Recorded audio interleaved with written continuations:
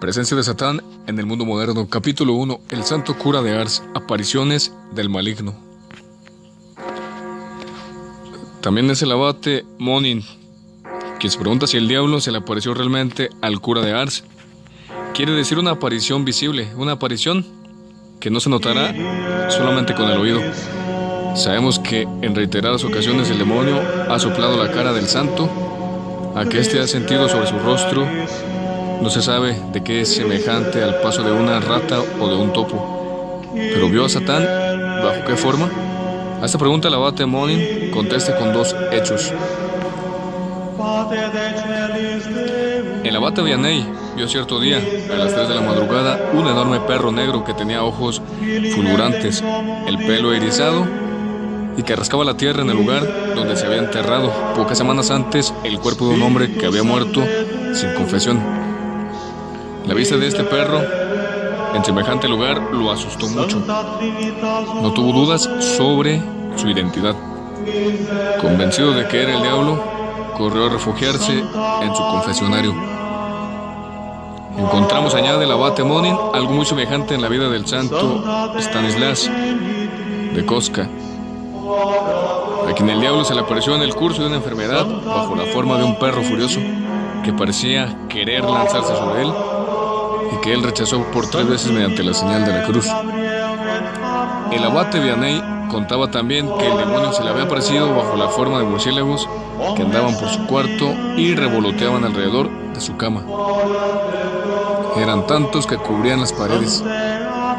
Con lo cual nos preguntamos cómo el abate Monin, por otra parte, si el santo cura de Ars era el único que veía, sentía o veía tantas cosas sospechosas.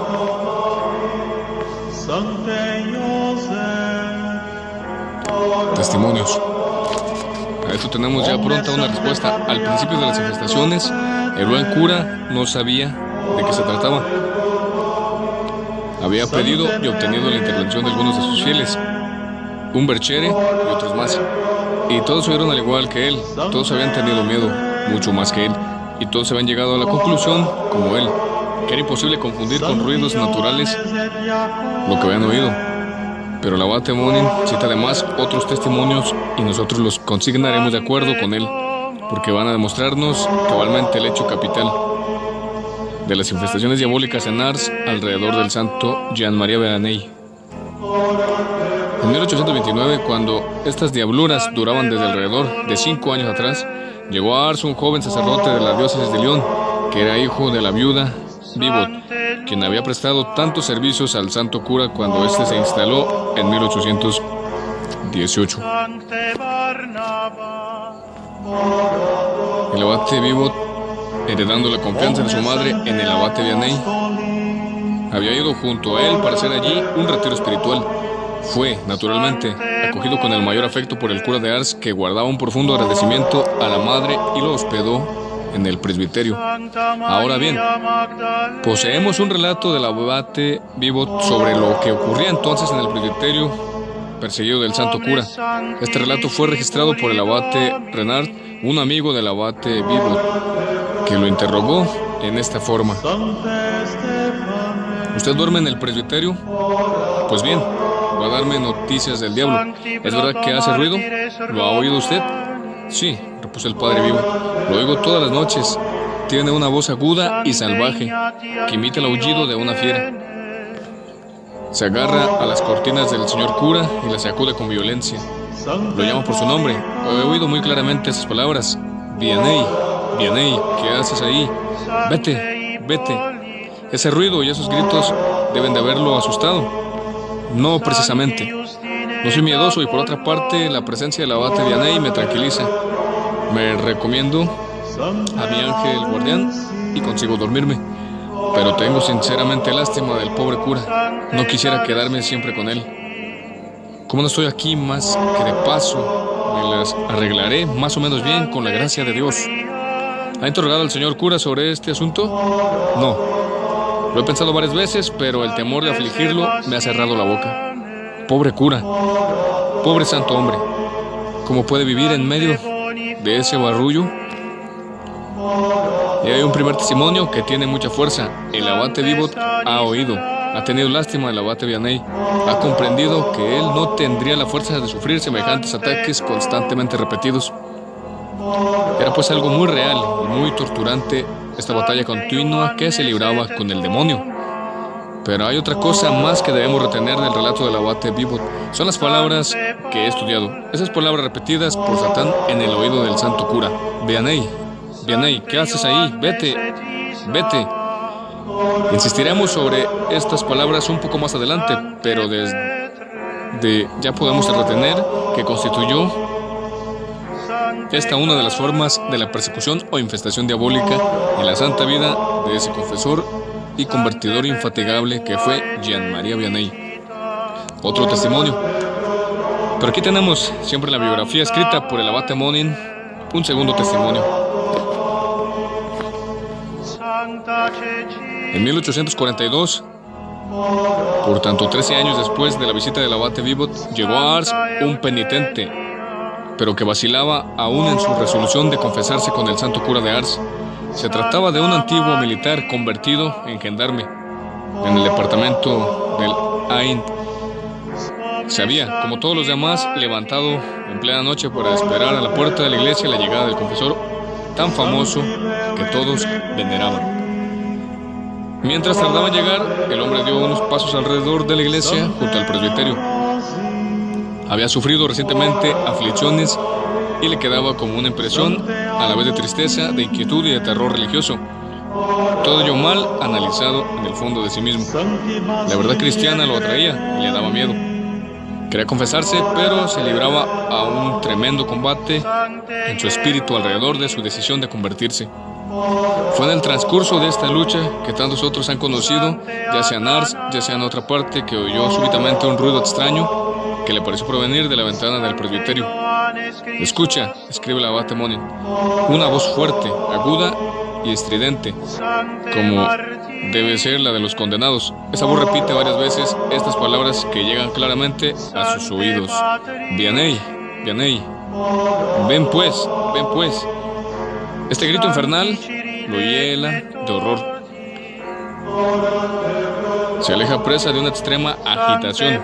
En ese momento, en el gran reloj del campanario, suena la 1. Pronto aparece el señor cura con una lámpara en la mano. Encuentra al hombre todavía presa de una viva emoción. Lo tranquiliza, lo conduce hasta la iglesia y, antes de haberlo interrogado y haber oído la primera palabra de su historia, lo deja atónito con esas palabras. Amigo mío, tiene usted penas. Acaba de perder a su mujer como consecuencia de un parto. Pero tenga confianza, Dios vendrá en su ayuda. Es menester primero poner orden en su conciencia. Pondrá usted después más fácilmente orden en sus asuntos. No lo trate de resistir. No traté de resistir, cuenta el gendarme. Caí de rodillas como un niño y empecé mi confesión. En mi perturbación apenas podía ligar una idea con la otra. Pero el buen cura me ayudó. Pronto había penetrado en el fondo de mi alma. Me reveló cosas que no pude haber conocido y que me asombraron más allá de toda expresión. No creía yo que se pudiera leer así en los corazones. A propósito de este nuevo testimonio, no está sin duda fuera del lugar subrayar que uno de los rasgos que será menester destacar en el capítulo que deseamos consagrar a la posesión diabólica y a sus signos reveladores es justamente el del conocimiento de hechos ocultos. Y en nuestros capítulos ulteriores, en varias ocasiones, tendremos que dar ejemplos de este conocimiento de las conciencias por parte de Satán. ¿Qué quiere decir? No era por el demonio, ciertamente, que el santo cura de Ars poseía el don de leer en las almas. Lo que Satán conoce, podemos casi asegurarlo, surge de sus dones de espíritu angélico, aunque sea un ángel caído. En el abate Vianney, por el contrario, el conocimiento del secreto de las conciencias era el más admirable de los carismas, aquel por el cual conseguía los más grandes resultados para la conversión de los pecadores. La declaración del gendarme que acabamos de anotar no es más que un ejemplo entre miles. Testimonio del médico. Estamos ahora en posición de rechazar las explicaciones demasiado sumarias según las cuales se trata de atribuir los hechos diabólicos consignados aquí a los ayunos excesivos del abate Vianney o una tendencia en él a ver lo sobrenatural en todo lo que le acontecía. Sus colegas habían empezado por ahí, pronto hicieron marcha atrás. Habían terminado, todos, por rendir homenaje a su serenidad robusta y sana, al realismo tranquilo de su relato sobre Satán. Efectivamente, él hablaba de todo ello sin hacerse rogar. A menudo hacía bromas al respecto. Catherine Lasagne ha notado muchas veces lo que les decía sobre este asunto a quienes lo rodeaban. Era también, lo hemos visto, una de sus réplicas al demonio. Les diré lo que haces para que se burlen de ti. Pero no dejemos de oír sobre este tema lo que pensaban sus médicos. Quienes lo han conocido dijeron todos que era un hombre dotado de un perfecto equilibrio físico y moral. Cuando interrogaron a su médico habitual, M.J.B. Saunier, precisamente sobre las infestaciones y cómo se atrevieron a pronunciar delante de él la palabra alucinación, este respondió categóricamente: solo tenemos una palabra que decir en lo tocante a las llamadas explicaciones psicológicas de los fenómenos de este tipo, si es que estas explicaciones pueden ser admitidas cuando se trata de informar sobre hechos rodeados de circunstancias patológicas concomitantes que descubren su naturaleza y que en general nunca dejan de producirse. Estupidez, convulsiones, signos de demencia. Se torna imposible atribuirle la misma causa cuando se hallan unidos. Como en el caso del señor Vianney, el cumplimiento del regularismo de todas las funciones del organismo, a esa serenidad de ideas, a esa delicadeza de percepción, a esa seguridad de juicio y de miras, a esa plenitud de posesión de sí mismo, al mantenimiento de esa salud milagrosa que no conocía casi desfallecimientos en medio de la incesante serie de tareas que absorbieron semejante existencia. Este médico tiene razón. Los dones sobrenaturales con que Dios honró al cura de Ars se hallaban injertados en cualidades de naturaleza que la historia comprueba sin esfuerzo. Más que ningún otro sacerdote de su diócesis y quizá de su tiempo, tenía las aptitudes necesarias para ejercer con ventaja las funciones de exorcista. Su obispo, Monseñor Devie, el que un día dijo, para cerrarle la boca a ciertos críticos: no sé si el cura de Ars es instruido, pero sé que es un iluminado. Estaba tan convencido de ello que le había dado un permiso general para usar sus poderes de exorcista todas las veces que se le presentara la ocasión. Lo veremos actuar en otro capítulo de nuestro libro, pero antes es necesario que continuemos nuestro estudio sobre los ataques del demonio en esta vida de un santo de nuestra época. La más grande de las tentaciones.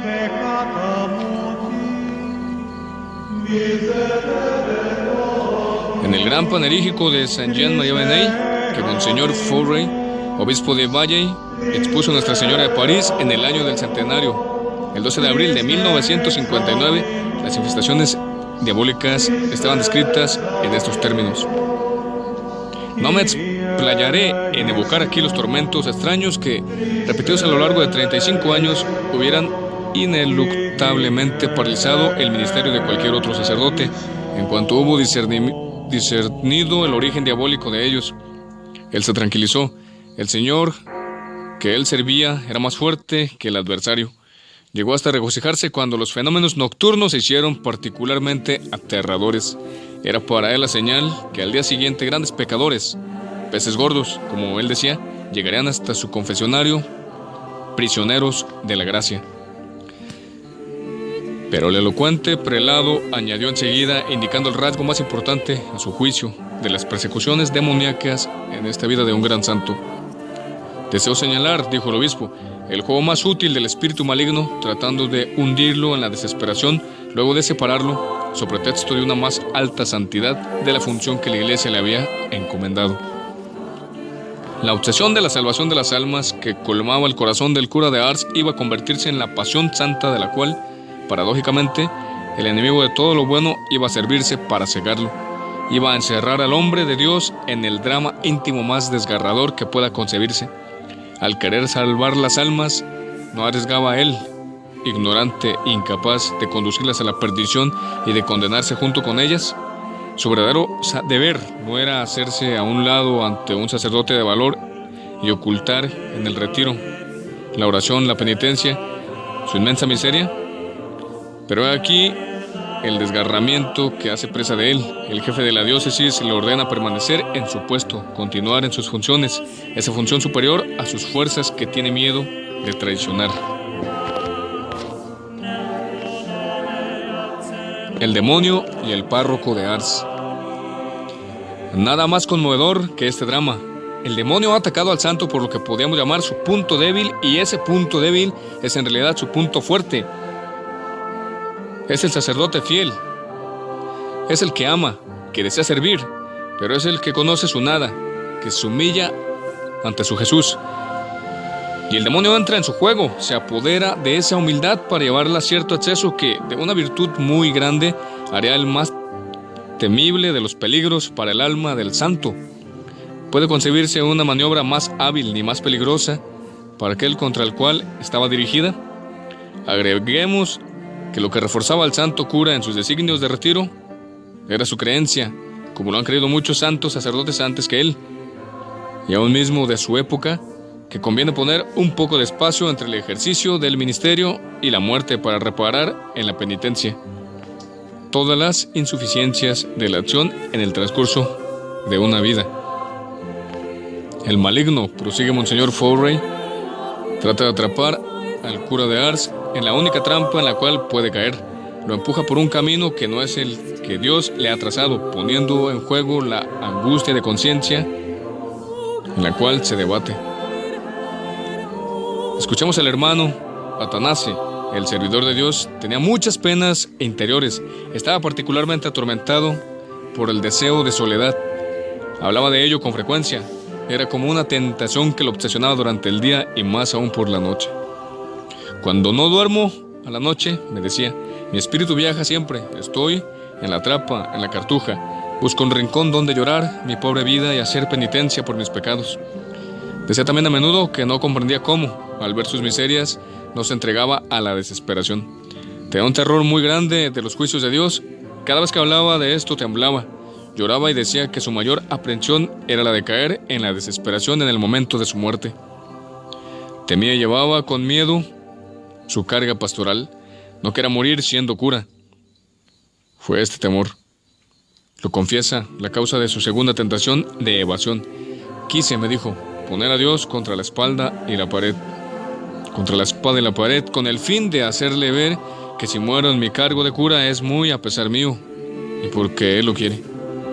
Tal vez, por el contrario, diremos nosotros, Dios deseaba, al aproximarse una época en que las vocaciones se tornarían más raras, mostrar por medio de ese ejemplo de que un buen cura puede y debe morir en la brecha. En los tiempos del cura de Ars, los sacerdotes no escaseaban tan cruelmente como en nuestros días, lo cual explica un diálogo como el siguiente. Me iré de aquí. Monseñor no lo permitirá. Monseñor no se preocupa por mí. Tiene bastantes curas. Necesita algún tiempo para llorar mi pobre vida y prepararme a morir haciendo penitencia.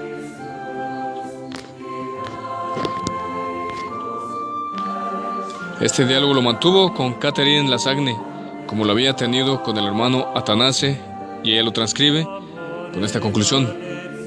Por eso él trató de irse. Y, sin embargo, si creemos al abate Monin, que está tan al corriente de todos los detalles de esta vida, el santo de Ars reconocía que había intemperancia en este deseo de él y que el demonio se servía de ello para tentarlo. Como sabemos que el grito iracundo del demonio, Vianney, ¿qué haces ahí? Vete, se había hecho oír desde los primeros años de su ministerio, por lo menos desde 1829, según el testimonio del abate Bibot. Puede decirse que esta fue la tentación dominante de su vida, que él le resistió valientemente, que estuvo casi por cederle en 2 ocasiones, pero terminó por obedecer la voluntad de Dios y las órdenes de su obispo, tanto que murió en su aposento como lo deseaba su Jesús. Sus huidas, sigue diciendo Monseñor Fowray, no fueron de ninguna manera gestiones de rebelión. Al partir escribió al jefe de la diócesis, ¿está usted seguro que volveré cuando usted lo quiera? Pero este modo de poner sobre aviso a la autoridad episcopal sobre su drama de conciencia le parecía el medio de obtener finalmente la liberación a la cual aspiraba. Había creído, al oír cumplir con la voluntad de Dios, ha asegurado Catherine Lasagne. Solo después del fracaso de la tentativa de 1853, él descubrió la maniobra del maligno en sus sueños obsesionantes de soledad y de vida penitente, lejos de Ars. Tal fue, pues, la más dura batalla del cura de Ars contra el arpeo. si el demonio le jugaba malas pasadas, dejándose ir a esas manifestaciones grotescas e irrisorias, sabía por otra parte revelarse un tentador singularmente hábil y penetrante. El cura de Ars y el espiritismo. Nuestro estudio concerniente al cura de Ars y el diablo no será completo si no citáramos algunos rasgos precisos de él con respecto al espiritismo que consideró siempre como diabólico. Al conde Jules de Maubourg, que tenía propiedades cerca de Villefranche, en Viajulamis, le agradaba ir a ver durante su estada en la región al santo hombre del cual era el penitente y amigo. Ahora bien, le había ocurrido en medio de una sociedad distinguida en la cual se divertían en hacer mover y hablar las mesas, tomar parte en este juego por simple condescendencia con la moda. 2 días después se dirigió a Ars, vio al abate Vianney y, como de costumbre, se acercó sonriente a él tendiéndole la mano. ¿Cuál no sería su estupor cuando el buen cura lo detuvo con un ademán antes que él hubiera podido dirigirle la palabra, para decirle con un tono triste y severo: Julio, anteayer ha tenido usted tratos con el diablo. Venga a confesarse. Ahora bien, el abate Vianney no podía saber por vías naturales lo que había pasado hacía 2 días. Asombrado, el joven conde se arrodilló dócilmente en el confesionario y prometió que nunca más tomaría parte en un juego, el cual el hombre de Dios calificaba de diabólico. Poco tiempo después, cuando estuvo de regreso en París, se encontró de nuevo en un salón donde se jugaba a hacer moverse y hablar un velador. Lo invitaban a participar. Él se rehúsa, insisten, pero se mantiene firme. Los asistentes ignoran su negativa. Las manos se unen alrededor del velador. El conde de Maubourg se mantiene alejado y desde su rincón protesta interiormente contra el juego que se desarrolla sin su concurso. Contra todo lo esperado, el velador no se mueve. El medium, es decir, el que dirige el juego, se muestra muy sorprendido y termina por decir: no comprendo nada. Debe de haber aquí una fuerza superior que paraliza nuestra acción. Nota. En nota, Monseñor Trouch, obra citada página 34, precisa: este relato se basa por entero sobre las notas escritas el 16 de mayo de 1922 por el señor de Freminville de Bourg, sobrino, nieto del conde de Maubourg. El señor de Freminville ha autorizado al autor a citar su nombre y el de su tío abuelo. Fin de nota. Y aquí un segundo episodio, en un todo semejante al primero. Un joven oficial, Charles de Montluisant, habiendo oído hablar de las maravillas de Ars, decidió ir hasta allí, por pura curiosidad. En el camino, los oficiales convinieron en que cada uno de ellos haría una pregunta al cura de Ars. Solo de Montluisant declaró que, no teniendo nada que decirle, nada le diría. Llegan pues a Ars. De pronto, uno de los visitantes, queriendo hacerle una pregunta, una pequeña broma a su camarada, y dirigiéndose al cura, le dice: señor cura, este es Charles de Montluisant, un joven capitán de porvenir que desearía preguntarle algo. El capitán está atrapado. Siguiendo la broma de su compañero y no sabiendo qué decir, le hace simplemente esta pregunta: pues bien, señor cura, estas historias de diablos que se cuentan con respecto a usted no son reales, ¿verdad? Es pura imaginación. El cura, por toda respuesta, fija su mirada penetrante en el oficial y dice, con voz breve y categórica: ah, amigo mío, usted sabe algo al respecto. Si lo que usted hizo no hubiera podido liberarse de él. Respuesta enigmática y sin embargo llena de seguridad. Todos se miraron. Todos callaron y el joven capitán, ante el asombro de sus amigos, no contestó.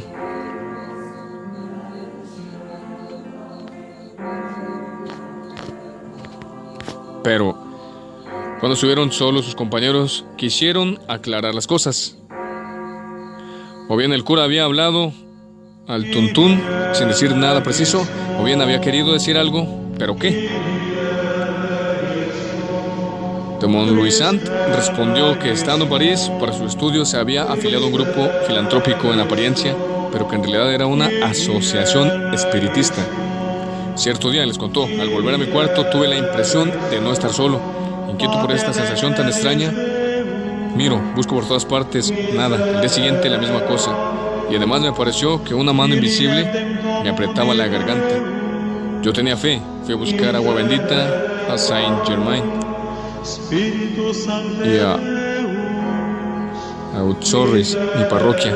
Asperjé el cuarto en sus rincones y recovecos. A partir de ese instante, toda impresión de una presencia extranatural cesó. Después no volvió a poner los pies en casa de los espiritistas. No dudo que sea ese el incidente de lejano al cual acaba de hacer alusión el cura de Ars. Nota. Aquí de nuevo una nota de Monseñor Trochu. La aventura del capitán se halla consignada en los archivos del presbiterio de Ars. El general de Montluisant murió cristianamente el 11 de mayo de 1894. Fin de nota. Los hechos que acabamos de relatar son para integrar el expediente del espiritismo, del cual tendremos ocasión de volver a hablar en otro capítulo. Pero cuando pensamos en las luces exclusivamente divinas por las cuales el santo cura de Ars se ha mostrado iluminado a todo lo largo de su vida, en las numerosas experiencias que ha hecho, por las innumerables confesiones que ha oído, es imposible no sentirse impresionados por la certidumbre categórica en extremo, que fue siempre la suya, del carácter demoníaco de la mayoría de las operaciones que constituye el espiritismo propiamente dicho. El cura de Ars veía y sabía cosas que nosotros no vemos ni sabemos. Su sentimiento sobre semejantes temas no es despreciable y es por ello lo que hemos creído necesario insistir, sin querer por eso resolver problemas tan complejos como son los de la metafísica. Balance y comparaciones. Al término de este capítulo que nos ha puesto en presencia de rasgos tan particulares y para nuestro espíritu moderno tan extraños, no podríamos hacer nada mejor que establecer un balance por una parte y hacer algunas comparaciones por la otra. El balance vamos a pedírselo al demonio mismo y él nos explicará su encarnizamiento contra el cura de Ars. Las comparaciones que haremos a renglón seguido con el abate Monin nos servirán para situar al santo hombre dentro de la serie de los grandes servidores de Dios del pasado. Si el diablo le tenía rencor a Jean-Marie Vianney, se trataba de desviarlo a cualquier precio de su tarea, ya sea gastando sus fuerzas por el insomnio, ya sea asumiéndolo con sutileza en angustias que le daban deseos de huir al desierto, es porque sabía bien toda la eficacia de su plegaria, de su maceración, de su ministerio junto a los pobres pecadores.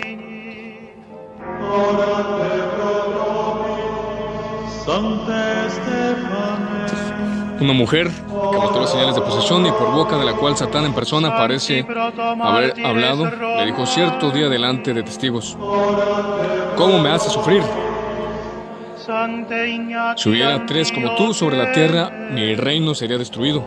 Me ha robado más de 80,000 almas. En el momento en que esas palabras fueron pronunciadas, el cura de Ars tenía en su parroquia a un misionero a quien había encargado que predicara a sus fieles. Volviéndose hacia él, le dijo, disminuyendo en 3/4 la cifra que todos habían oído bien: ¿yo usted, señor misionero? El demonio pretende que nosotros 2 solos destruimos su imperio y que le hemos quitado 20,000 almas. Pero el demonio había dicho bien 80,000 y no había hablado para nada del misionero, sino solamente del cura de Ars. Fue por un acto doble de humildad que el santo redujo el balance de sus victorias y asoció a él a su colega. No es necesario decir que el número citado en este caso por la mujer poseída que iba a ser curada por nuestro santo no era el balance definitivo, como lo dirá un día el mismo cura de Ars. Solo Dios sabe todo el bien que se ha hecho aquí. Y al decir esto mostraba su confesionario. Si todos sus penitentes no fueron convertidos, ni mucho menos, es indiscutible que para muchos de ellos, para la mayoría quizá, se trataba de un regreso a la fe o por lo menos a la práctica religiosa. Abordaremos ahora las comparaciones. Cuando estudiamos de cerca la calidad espiritual del cura de Ars, No podríamos dejar de advertir la evidencia de que su amor prodigioso de la penitencia había sido extraído de los grandes ejemplos de los santos de antaño, pero más especialmente de los santos de la Tebaida y de los desiertos egipcios. Existen buenas pruebas de que el cura de Ars conocía las vidas de los ermitas y cenobitas de Egipto y que citaba con gusto episodios de esas vidas en sus famosos catecismos y en sus sermones.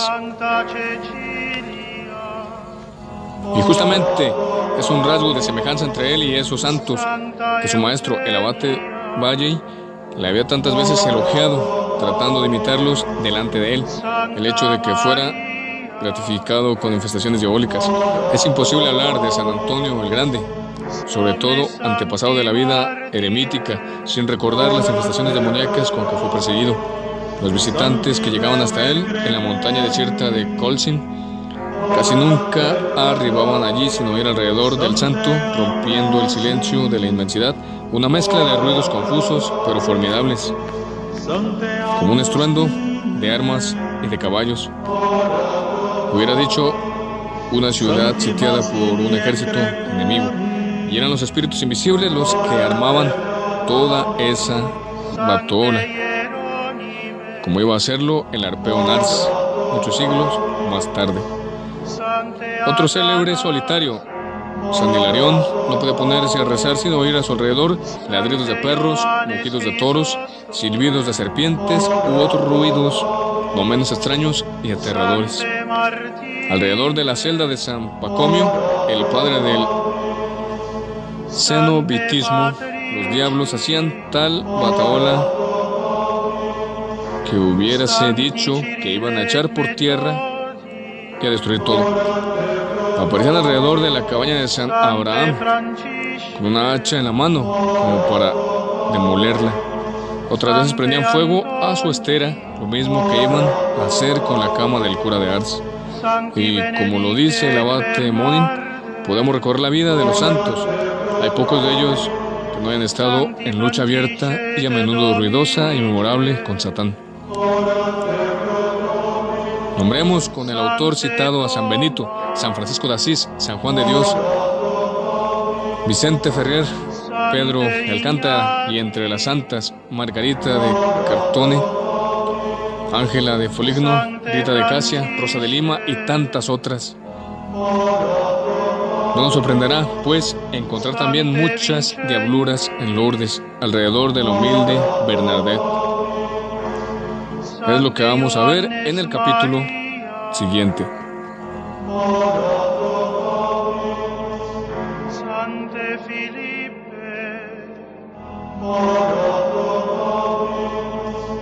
Sancte Gaspar, Sancte Vincenti, Sancte Johannes, Sancta Sabina, Sancta Marcella, Sancta Paula, Sancta Francisca,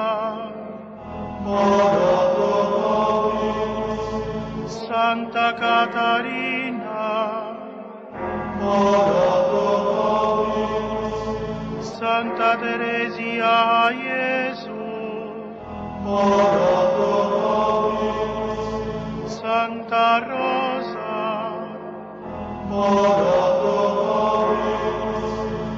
omnes sancti et sancte Dei, orate pro nobis, propitios est, libera nos Domine, ab omni malo, libera nos Domine, a morte perpetua, libera nos Domine, per incarnationem tua, libera nos Domine, per sanctam resurrectionem tua,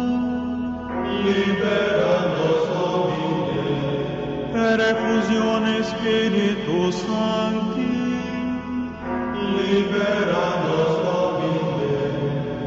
Christe Filii Dei vivi, miserere nobis, qui in mundum venisti, miserere nobis, qui mortem propter nos accepisti, miserere nobis, qui a mortuis resurrexisti, miserere nobis, qui Spiritus Sancto in Apostolos misisti, miserere nobis, qui venturus es judicare vivos et mortuos, miserere nobis, o nobis pacas, te rogamus audimus, ut ecclesiam tua sancta, egere conservare generis, te rogamus audimus, ut omnes omnes ad evangelii lumen peducere generis, te rogamus audimus, Christe audi nos, Christe audi nos, Christe exaudi nos, Christe exaudi nos, Agnus Dei, qui tollis peccata mundi, miserere nobis, Agnus Dei, qui tollis peccata mundi, miserere nobis, Agnus Dei, qui tollis peccata mundi, miserere nobis, Christe audi nos, Christe audi nos, Christe exaudi nos, Christe exaudi nos, Kyrie eleison, Christe eleison, Kyrie